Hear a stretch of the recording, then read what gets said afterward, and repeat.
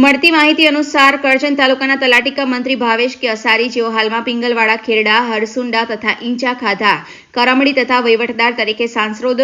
ઉરદ કુરાઈ ઉમજ તરીકે હાલમાં ફરજ બજાવી રહ્યા છે। આજરોજ તાલુકા પંચાયત કચેરી કરજણ ખાતે અઠવાડિક મીટિંગ હોય તેમાં તેઓ હાજર રહેલ હોય ત્યારબાદ મીટિંગ પૂર્ણ થતા કરમડી ગામડા મૂળ તથા હાલ વડોદરાના એક અરજદાર શ્રીના ફોર્મ પર સહી સિક્કા કરવાના કામ અર્થે તાલુકા પંચાયત કરજણના મહિલા પ્રમુખના પતિશ્રી તેમાં તાલુકા પંચાયત સદસ્ય રોહનભાઈ પટેલ દ્વારા તલાટી કમ મંત્રીઓને બોલાવીને એક પદાધિકારીને ન શોભે તેવા અપશબ્દો તથા અભદ્ર વ્યવહાર કરતા તેઓની ફેટ પકડી મારામારી કરી છે તેમજ જાહેરમાં જાતિ વિષયક અપશબ્દો બોલી અપમાનજનક વર્તન કરેલ છે, જેના કારણે કરજણ તલાટીઓમાં આત્મસન્માનની લાગણી દુભાતા કરજણ તલાટીમાં ભારે રોષ વ્યાપી ગયો છે, જેને વખોડી કાઢીએ છીએ ત્યારે કસૂરદારોની ધરપકડ કરી તેઓ સામે પ્રજામાં દાખલા બેસે તેવી માંગ ઉઠી છે। આ બાબતે કરજણ પોલીસ સ્ટેશનમાં ફરિયાદી આપવામાં આવી છે અને જો દિન 2 માં કાર્યવાહી કરવામાં નહીં આવે તો આગામી સમયે અમારે સરકારી કામગીરીનો બહિષ્કાર કરવામાં આવશે, જેની ગંભીર નોંધ લેવા વિનંતી કરી છે અને ભવિષ્યમાં તમામ ગ્રામ્ય કક્ષાના ગ્રાઉન્ડ લેવલના કર્મચારી તરીકે ફરજ બજાવતા તમામ કર્મચારીઓને સલામતી માટેના પગલાં લેવા વિનંતી કરી છે। ગત અઠવાડિયે ગુરુવારના દિવસે ગુરુવારની અમારી અઠવાડિક મીટિંગ બાદ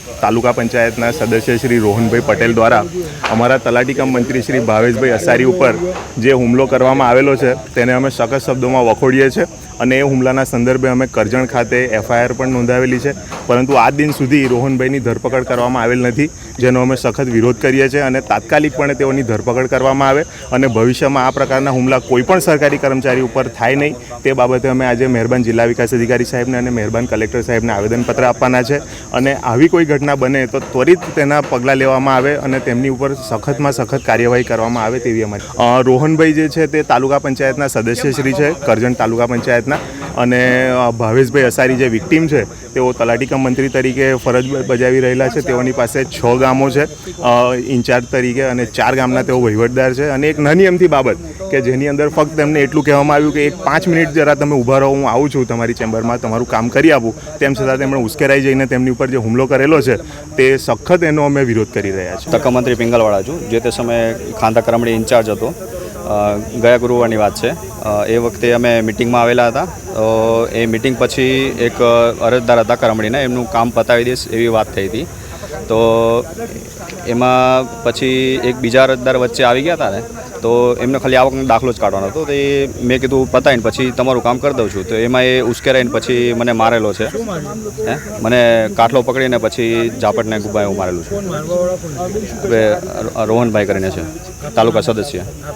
રોહનભાઈ કાંતિભાઈ પટેલ। પોલીસ ફરિયાદ કરેલી છે આપણે, ના પકડવામાં નથી આવેલા હજી। અમારે ન્યાય જોઈએ છે, આ વસ્તુ જે ઘટના બનેલી છે એ શરમજનક બાબત કહેવાય અને સરકારી કર્મચારી અમે જે લોકો